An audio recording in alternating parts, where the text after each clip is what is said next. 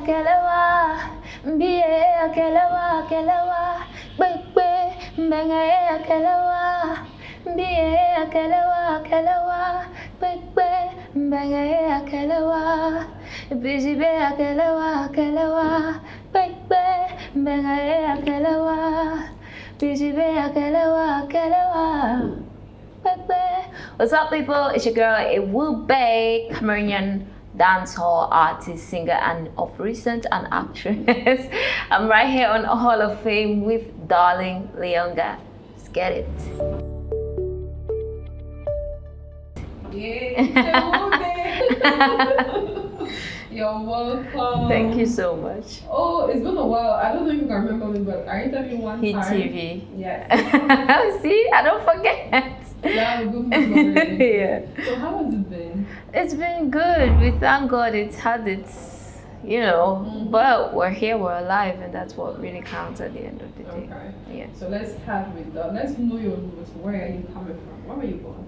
Oh, well, I'm told I was born in Kembong. Kembong is a place in the Manu division. I'm sure that was the only place I had a hospital at the time. But yes, that's what I'm told. I don't know anything else. Anything? Yeah, so Kembong is, of course, from the Bayangi region, Manu division, and I'm from the Eyumojok subdivision, meaning I'm the lower Bayangi. I don't know if anybody says that. I'm the Ejagam Bayangi. Okay. Yes. Then there's the upper Bayang, but we are the other Bayangi that they're always telling to go back to Nigeria. You people should be careful with us. Oh, they say you're not part of Cameroon? Yes, because according to what my mother told me, Ejagam people migrated from Nigeria. And if you go back to Nigeria, there's actually Ejagam people there speaking our dialect and everything. So they used to talk to us now and then like, Yes. So how do you feel about that? Well, really, what comes to my mind is how many people or tribes have been separated because we never know what they were moving for, right?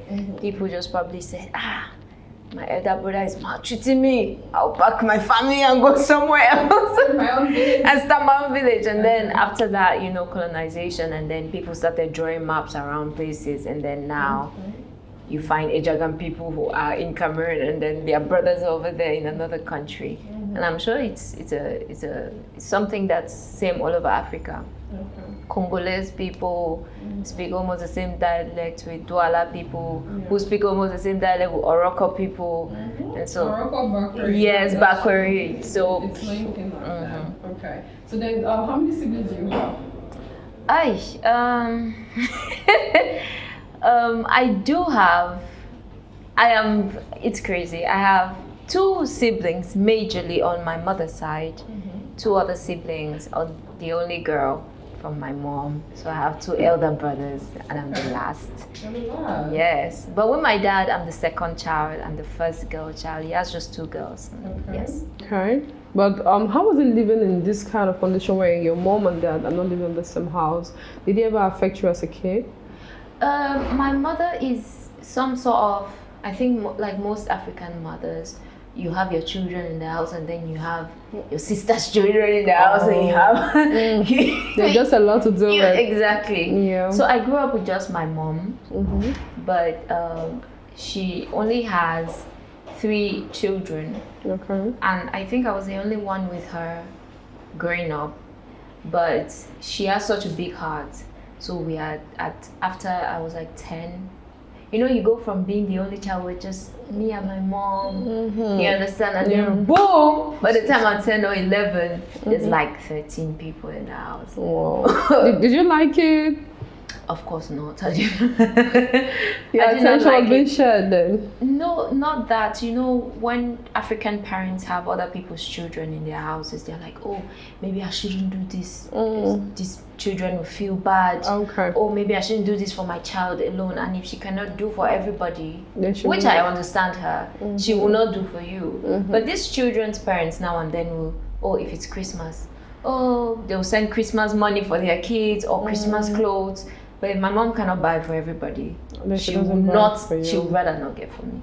So there were stuff like that. I understand. And growing up, I was pissed. But you know, the older you get, you now understand your parents differently, and you're like, yeah, she has a heart. She will never change. I accepted her the way she was. She did her best. She saw children who needed an opportunity, and she gave them. And for that, I would say she did a great job. Okay. Yeah. Now, still on that, how close were you with the rest of your family, your cousins and? The house was full of cousins. We were more like sisters, but you know, my story is I'm the only child, but there's a way that you still feel alone in the space of, because you have cousins who are, between them are sisters. And brothers, that's yes, true. but you in the middle, you're just like, I understand. Yes, so it was good.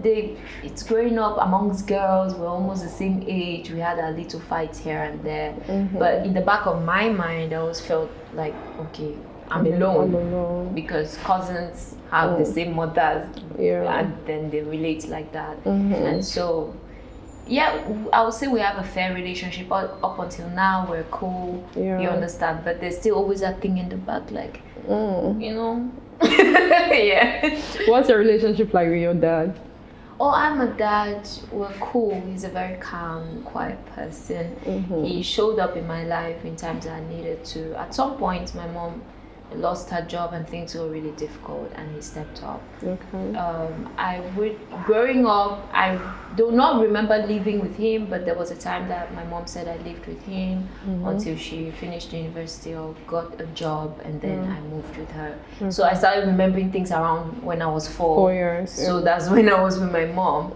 But now and then my dad showed up, and you know, rentrée scolaire, he'll come and contribute what he could, but majority, you know, the parent who you live with usually gives more. Okay. Now you started remembering things at the age of 4. Yeah. What is that one thing that you remember till date that let me say like a traumatic experience for you that is difficult for you to forget? There's this time I had ringworms because they went and shaved my hair. You know, back then you have to go to school, they have to shave your hair. And then went to this barbing salon. Maybe they didn't clean their stuff up well. And every morning my mom has to scrape it and put that was not funny at all. I think I remember something else. I was a crazy kid. I probably walked around with my pants and barefoot everywhere. And I remember having a serious wound under my leg. I don't know, we were just with neighborhood kids after school. My mom was a teacher, so she taught secondary school. So she was still there. She taught in BHS. Then it was BHS, Baptist High. Secondary BSS, Baptist Secondary School, and then just close to the school was a primary school. So we will close earlier, go home, undress, and start walking all over, and then wound. And now your mom has to kill you because of where are you going? That's part of pain. She's still beating you. No, she has to, like, where are you going? I have a scar under my foot when I was probably. I have a toe that is bad because I came back from school, took the hole. We had a garden by the house and said it was so hot. I remember that day, it was very hot. I took a hole, went to the garden and then dug my toe. Oh no. Up until today, that toe does not look good. And I'm like, it's my payback. For being stubborn, eh? I have another scar under the foot, came back from school. I literally saw its bulbs, they were broken. I saw it, I knew that it would cut me, and I stepped on it. And I have a scar. You know, my mom gets back, first of all, they beat you up, and then later on take you to get shots so you don't get infected. But any like a family traumatic experience that really changed your life or anything at all? Someone did to you when you were a kid or anything? This story I may not want to tell, but I would not name who. My mom always loved having people at home, and at some point somebody touched me in the night. So that was crazy. But you weren't raped, right? No, I wasn't. He would come into my room and, you know, touch me. I was maybe 8 or 9 or so. I had a room to myself. So the other room, usually, he does not live in the house, but weekends, mom would say, "You should come and eat and pack food and stuff." So he would do that. And then I think when I got into the university, my mom was like, "You go and stay with this person." It was not the best situation for me because, you know, my mom had lost her job and could not get a place to stay. So I had to live with this person. And the person repeated it. But then I was in the university then, I just packed my bags and went and lived with a friend. Okay. Yeah. But why didn't you ever tell your mom about it? I told her after like few years, like years after. I told my dad because my mom could not do anything. She would just feel bad that I cannot be able to provide for my child, and I did not want her to feel. I told my dad because I needed him to pay me out. Yes, because I'm like, okay, this is what happened to me. It's very important that I get me a place, but I could not tell my mom. She'll feel incapable to have been the parent to raise me from, to live with me from, and then the university stuff is going on, and she cannot. It's really out of her control, and so I didn't want to burden her with that. But later on, when I knew she could take it and I'm fine, I was like, yo, but you know this happened. She was quiet for a bit, but if I told her then, it would have been really bad for her. She was quiet and she felt bad, but now she turns around, she looks, she's like, at least you are fine. She used that to console herself. Yes. Okay. So now, being an 8-year-old, that's a lot. How did you handle it? You know, then I think I forgot about it after some time. Is when I got into the university and lived with him, and then it happened again. Then now those memories now come back, and then it feels you start feeling a little dirty, or you just feel funny. Yeah. But I think it happened when I was about to sleep and being older. So when he did it the first time, I woke up, picked up my phone, and you know those nights when they were giving free SMS, just picked up my phone and started acting like, yo, I'm texting friends. And then the second time I was really asleep, but reflex, I woke up with a slap and stuff. And then I think he apologized, but I was like, you know what? I'm not going to let this happen again. I just went and lived with a friend. Okay. Now, your journey into music. First, growing up as a kid, what was your dream job? Oh, I wanted to be a translator. Oh. Yes, that's what I wanted to be. Why? I don't know. I love languages. I would love for my kids to learn the languages I could not learn, even if they don't want to make a profession out of it, right? Yeah. I would love for my kids to learn languages. I love languages. If I had the opportunity, I'd have learned Spanish, some German, perfect my French, and maybe some Chinese. Yes, I would have really loved to learn as many languages as I could. Okay, so what was your dream job for your parents' dream job? Because I know mothers and fathers. Of course, my mom wanted me to be a doctor or something in the medical field. Yeah. So I ended up doing social sciences, which is economics, in the university because she wanted me to do sciences. Okay. And I refused. So we're like, okay, let's fall in the middle. I wanted to go and do the arts because, you know, I wanted to do translation and stuff. So she was like, no, do economics, maths, and geography. You know, at least you're somewhere in the middle. I'm like, okay, it's not bad. I also like economics. So yeah, we negotiated. Okay. So how then did you start singing? Well, my family is a singing family. My mom was in the choir and stuff like that. And at some point, I was doing a radio program for the school that my mom was principal in. Every Saturday when other people are relaxing. She's like, you have to go and host the school radio. I'm like, what does the school have a radio program? You people should leave me. So I went to this radio station. Upstairs, there was a studio. I discovered the studio. I said, this is cool. Now I started having a reason why you want to go to the radio. So I went to the radio and then went to the studio. Now and then I went to do some freestyles. Also, we had neighbors who were young boys who were also into music. Slim Beats, if you know the producer. Slim was a producer. So now and then he would take me to a studio to do backup vocals for some people. They pay me 2,000 francs. You're so excited. You know, did I even care? When they said, hey, you have to get some money for what you did, I was like, really? Okay, thank you. And then when I go into the university, Slim was like, okay, now you've left advanced level, you've written your advanced level, you have passed, so at least now you can do music. Before that, I thought of doing music, but just for fun. You know, I'll probably record an album and keep it in my house. I never saw myself on stage as an artist. I just imagined it, but I never really saw myself coming to, you know, be an artist. Perform in front of people.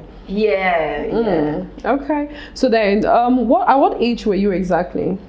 When I started? Yes. But I was maybe 13 when I started getting into studios. But before that, you know, we had the mad books with the lyrics. You would cram the lyrics and sing the song. The Westlife and Westlife, and all of that. Okay. But mine was that there's always church, choir singing and stuff. So when did you fall in love with it and decided to take it for a profession? Music really, I will not say, oh my God, I fell in love with music. It was just something that was like there to me. And I think I take music for granted a lot. When I started music, I was just joking, I was just having fun. Before that, I was going to school, to church, to the market, school, church, market. That was my timetable. And then they were like, you know, you can do music. I'm like, okay, I'm bored. That's it. Let's get to the studio. And then boom, now on my first show, they paid me 50,000. I was like, okay. Wow.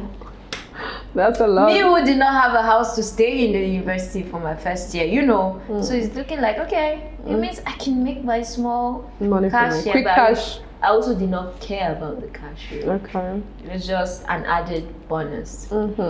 So after that, I did music part-time with school.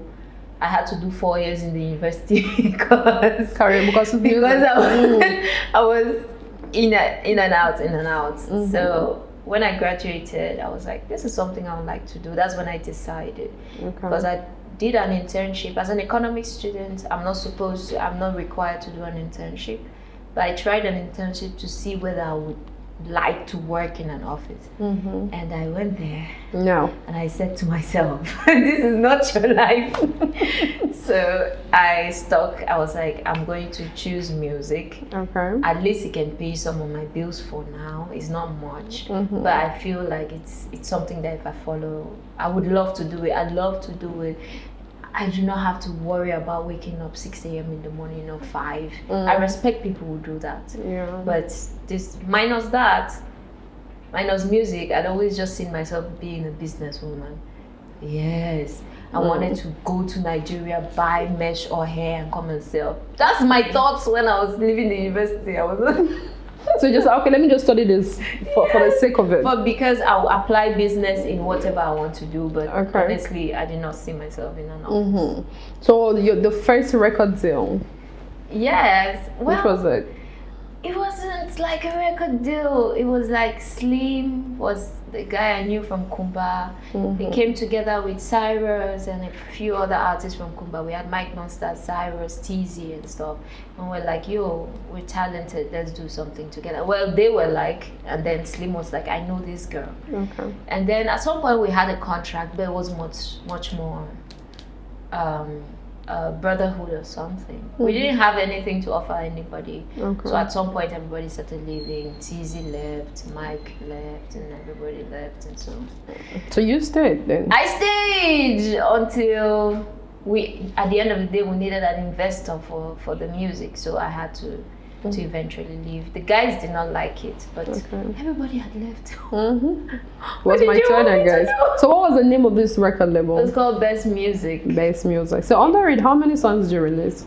I think 1. I did Party All Night in Best Music. I recorded other songs that we really did not officially release. And Throwaway, yes. I did 2 official songs on the Best Music. Okay, so from Best Music you went to Omega Records? Yes, from Best Music we went to Omega Records. I and my then manager Didi Blaze. Didi was like, okay, we can organize something and then we'll bring in an investor so that they come and invest.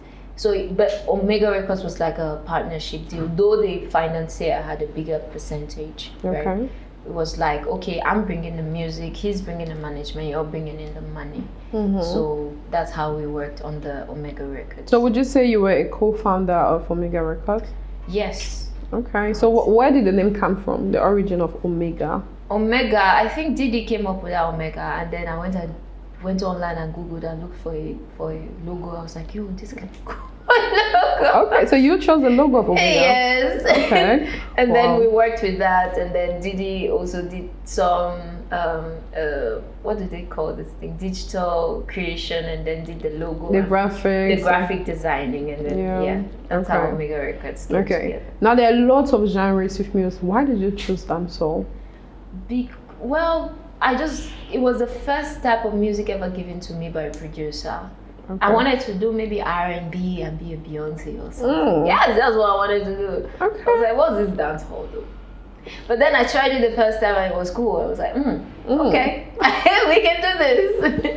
And I found that it was easy for me to come in from an R&B background into dancehall. There's a way R&B and dancehall can merge, and so I just went with it. And also it sounded different because even from Party All Night, they were like, yo, this is Africa's Rihanna, stuff like that. But it's also different because there's an African flair in it. And so it was different. So I also I did not grow up with a Makossa background or, yes, clip box from CRTV and all of that. That's all we had. But the music I listened to at home was very different. I listened to, first of all, Don Juan. Mothers.